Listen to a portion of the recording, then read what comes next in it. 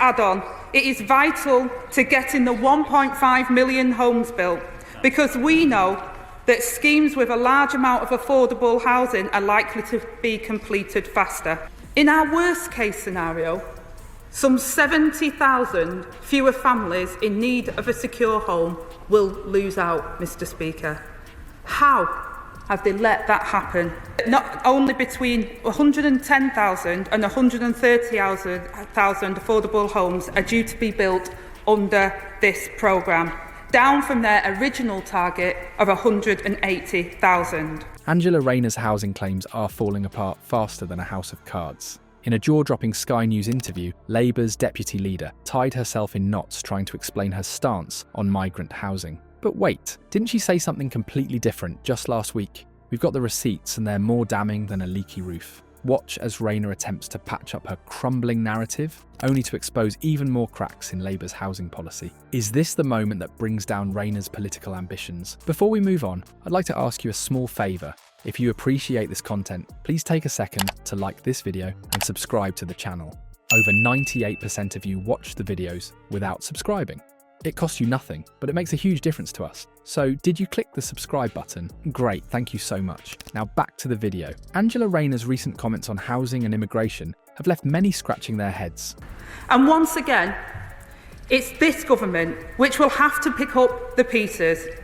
This is why today I'm announcing immediate steps for the biggest boost to social and affordable housing in a generation. And injecting confidence and certainty into social housing is how we get Britain back to building. The previous government had to downgrade the number of new homes their affordable housing programme would deliver. We will introduce more flexibilities in current affordable homes programme working with Homes England, and we'll bring forward details of future government investment at the spending review. Did she really claim there's both a housing crisis and plenty of homes? It's time to unpack this puzzling statement and examine the contradictions that have come to light. Rayner's assertion about 5 out of 7 new homes going to immigrants has certainly hit a nerve with viewers. But what's even more intriguing is her immediate denial of this claim, which seems to contradict previous Labour statements on housing shortages. It's as if Rayner is trying to have her cake and eat it too, leaving us to wonder, is this a calculated political move or a genuine misunderstanding of the facts? Let's take a closer look at Rayner's track record on housing policy statements over the past year. It's been a roller coaster of contradictions, to say the least. On one hand, she's been vocal about the urgent need for more affordable housing, painting a picture of a dire shortage that's leaving British families out in the cold. Yet, in the same breath, she's now suggesting there's plenty of housing available. It's enough to make your head spin. But what about the statistical reality of UK housing availability versus immigrant influx? The numbers tell a story that's far from clear-cut. While it's true that immigration has put pressure on housing in certain areas, the idea that immigrants are taking up the majority of new homes is a gross oversimplification. The housing crisis is a complex issue with multiple factors at play, including insufficient construction rates, changing demographics, and economic disparities. So what's the truth behind the 5 out of 7 new homes claim? It turns out this figure is more myth than reality. When we dig into the actual data, we find that the proportion of new homes occupied by immigrant households is significantly lower than Rayner's initial statement suggested. This raises questions about the source of her information and why she was so quick to backtrack when challenged. But Rayner's housing headache doesn't end there. I also recognise that councils and housing associations need support too. So my right honourable friend, the Chancellor, will set out plans at the next fiscal event to give them the rent stability that they need to borrow and invest. We have already started reviewing the increased right to buy discounts introduced in 2012, and will consult in the autumn on wider reforms to right to buy. Part of that comes from new homes themselves, releasing untapped potential of our towns and cities that for too long have been throttled by the insufficient and unaffordable housing. I can also confirm today that the £450 million of the Local Authority Housing Fund will flow to them to provide 2,000 new homes.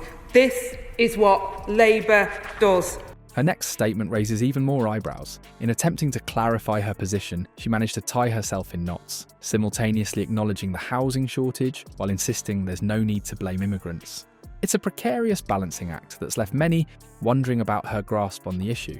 Just when you thought Rayner's housing claims couldn't get more confusing, she drops a bombshell that leaves us all scratching our heads. In a jaw-dropping twist, Labour's deputy leader has now claimed there's plenty of housing in the UK.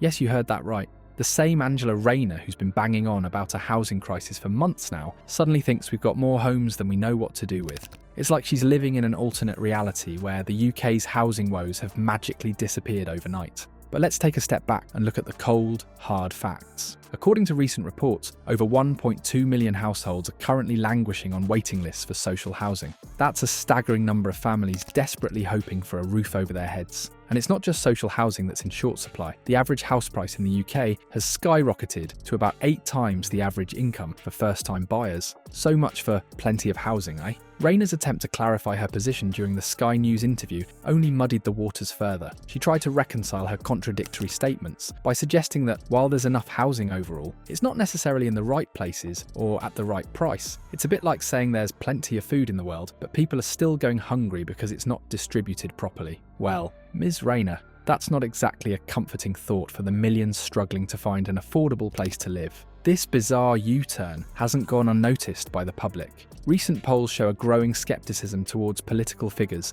when it comes to addressing housing issues effectively.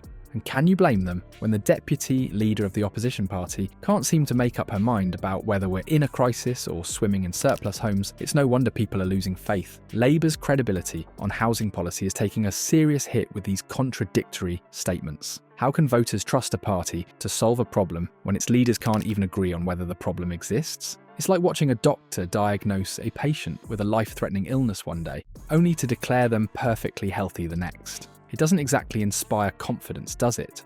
As Rayner continues to tie herself in knots over this issue, one can't help but wonder how this will affect Labour's broader policy agenda. If they can't get their story straight on something as fundamental as housing availability, what hope is there for more complex issues like economic reform or foreign policy? Rayner's inconsistent stance on housing migrants has exposed a deeper issue within Labour's policy framework. This debacle raises serious questions about the party's ability to tackle complex, intertwined issues like housing and immigration. Public trust in Labour's competence to address the housing crisis is now on shaky ground, with recent polls indicating growing voter concern about their handling of these critical matters. The implications of this incident stretch far beyond a simple gaffe. It's a symptom of a larger problem: Labour's struggle to present a coherent, unified front on key policy issues. This lack of consistency could prove costly in upcoming elections, as voters increasingly seek clear, reliable solutions to pressing problems like the housing shortage. So we're left pondering, if Labour can't even agree on whether a housing crisis exists, how can they be trusted to solve it? This incident has not only damaged Rayner's credibility, but also cast a shadow over Labour's readiness to govern effectively. It's a stark reminder that in politics, consistency and clarity are not just desirable,